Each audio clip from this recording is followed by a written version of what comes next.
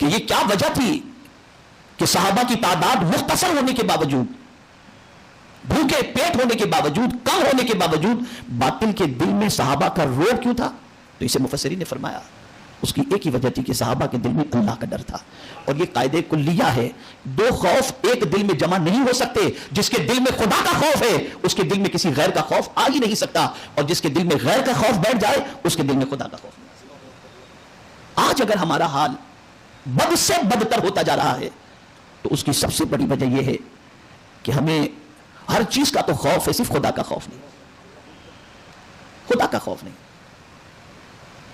ایسا خدا کا خوف نکل گیا کہ کیا نماز، کیا روزہ، کیا حج، کیا زکات، کیا عبادت، کیا ریاضت، کیا رشتہ داری اور کیا پڑوسی، کچھ بھی نہیں رہ گیا.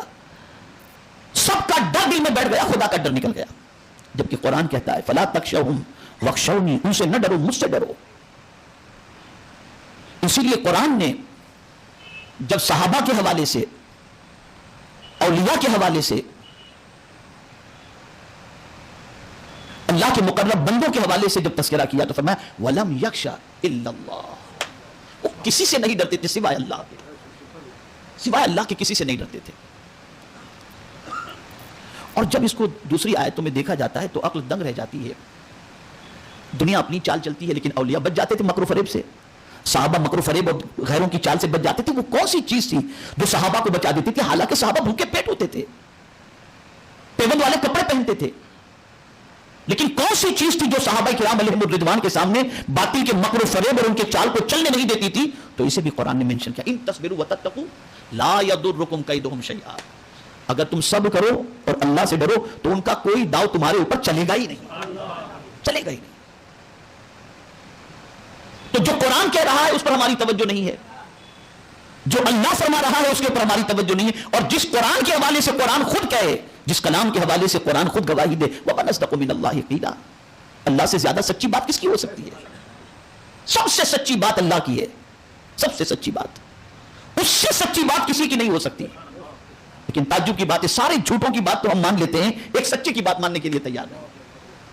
اور یہی وجہ ہے کہ آج ہم پیروں تلے روندے جا رہے ہیں.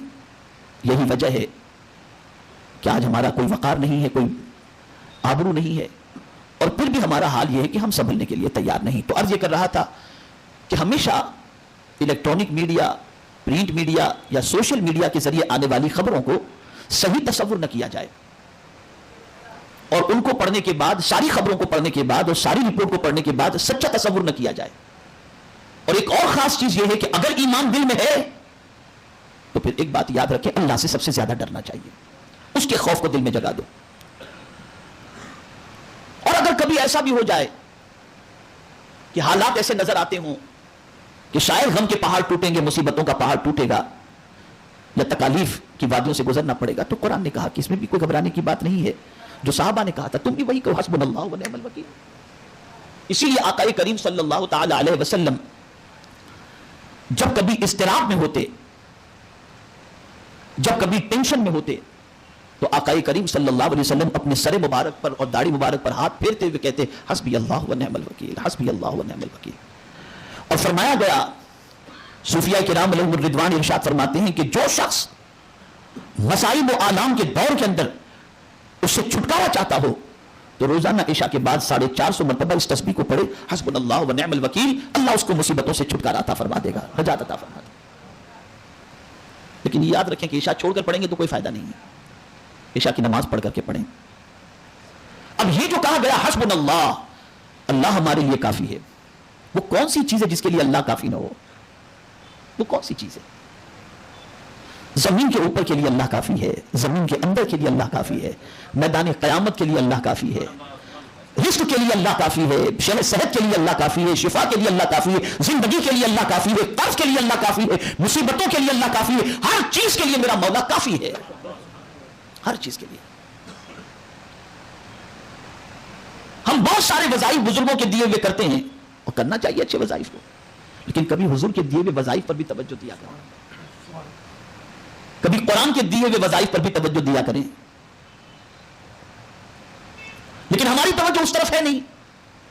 سستے میں جنت چاہیے، اور بغیر کچھ کیے بغیر کچھ کرے پریشانیوں سے چھٹکارا چاہیے تو یہ ممکن نہیں ہے، یہ ممکن نہیں۔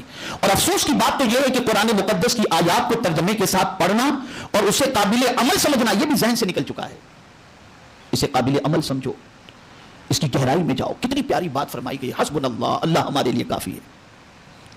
اور خود حضور صلی اللہ تعالی علیہ وسلم نے اس پر ایک پوری تفصیلی دعا فرمائی ہے کہ جو شخص اس دعا کو حسبی اللہ للدین اس طریقے سے پوری دعا ہے سرکار کی بتائی ہوئی کہ جو شخص اس دعا کو پڑھ لے اللہ تعالیٰ دنیا آخرت دونوں میں اس کے لیے کافی ہے۔ اور سرکار اسے پڑھا کرتے تھے، اور اسی لیے آقا کریم صلی اللہ تعالی علیہ وسلم نے بڑی پیاری بات ہمیں قرآن مقدس میں تو ہے وَمَن يَتَوَكَّلْ عَلَى اللَّهِ فَهُوَ حَسْبُهُ، جو اللہ پر بھروسہ کر لے اللہ اس کے لیے کافی ہے۔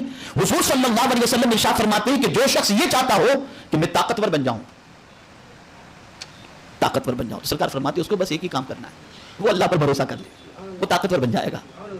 ارے ہم اور آپ جس رب کی بندگی کرتے ہیں یا جس کو خدا مانتے ہیں، کبھی اس کی طاقت کے بارے میں ہم نے غور کیا؟ اس کی قوت کے بارے میں ہم نے غور کیا؟ قرآن کہتا ہے یخرج الحی من المیت ومخرج المیت من الحی، وہ زندوں میں سے مردہ نکالتا ہے اور مردے میں سے زندہ نکالتا ہے، یہ اس کی شان ہے۔ ایک چھوٹی سی بات مجھے یاد آ رہی ہے، میں عرض کروں کہ زمین کے اندر انسان کو دفن کر دیا جاتا ہے، 2 سال کے بعد قبر کھودی جائے تو ہڈیوں کے علاوہ کچھ نہیں نکلتا۔ بتائیے یہ بات صحیح ہے یا نہیں؟ جواب دیں آپ، ہے نا؟ بعض جو ہے وہ میت زندہ ان دا سینس یہ کہ سلامت ہوتی ہیں، لیکن زیادہ تر قبروں کا حال یہ ہے کہ 2 سال کے بعد صرف ہڈیوں کے علاوہ کچھ نہیں نکلتا۔ میں پریشان ہوں، یا اللہ، ایک کسان زمین کے اندر دانہ ڈال دیتا ہے، بیج بو دیتا ہے، اور کچھ دنوں کے بعد زمین کا سینہ چیر کر اس میں سے درخت نکلنا شروع ہوتا ہے، پھر اس میں پھل آنے شروع ہو جاتے ہیں۔ یا اللہ ماجرا کیا ہے کہ دانے کو زمین میں ڈالا جائے، بیج کو زمین میں ڈالا جائے تو زمین کے اندر سے درخت نکل آتا ہے، اور انسان کو زمین کے اندر ڈالا جائے تو زمین انسان کو کھا جاتی ہے، آخر کیا وجہ ہے؟ تو جواب ملے گا زمین بھی جانتی ہے اور میرا مولا جو چاہے وہی ہوتا ہے۔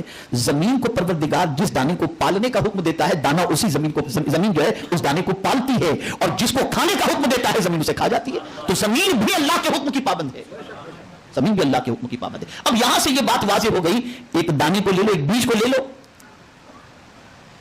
اور شہید اور انبیاء کے جسم کو لے لو، کہ جب پروردگار عام انسان کو قبر میں دفن کرنے کے بعد اس کے جسم کو مٹی کھا جاتی ہے اور دانے کو بیج کو مٹی نہیں کھاتی، تو پتہ چلا زمین پابند ہے اللہ کے حکم کی۔ تو حضور فرماتے ہیں کہ انبیاء کے جسم کو بھی زمین نہیں کھاتی، اور یہ حضور صلی اللہ علیہ وسلم کا فرمان ہے، انبیاء اسی طرح سے زمین کے اندر زندہ ہیں جس طرح سے زمین کے اوپر زندہ رہتے ہیں۔ اس لیے کہ حضور جانتے ہیں کہ زمین اللہ کے حکم کی پابند ہے، زمین اللہ کے حکم کی پابند ہے۔ تو اے رسول اعظم صلی اللہ تعالی علیہ وسلم کے دیوانوں، ایک بات خاص طور پر ذہن میں رکھیں کہ اللہ رب العزت جل جلالہ پر کامل بھروسہ رکھیں، اور یہ الیکٹرانک اور پرنٹ میڈیا کے ذریعے جو ہوا کھڑا کیا جاتا ہے اسے یہ نہ سمجھے معاذ اللہ کہ بس یہ جو کچھ کہہ دیا گیا بالکل حق ہے، نہیں۔ ابھی میرے سامنے لساکا میں یہ معاملہ درپیش ہوا تھا، میں افریقہ میں تھا، ایک خبر آئی، ہم نے اس کی تصدیق کرنے کی کوشش کی تو پتہ چلا بالکل رومر ہے، یہ ڈپلیکیٹ سب بنا کر کے وائرل کیا جاتا ہے۔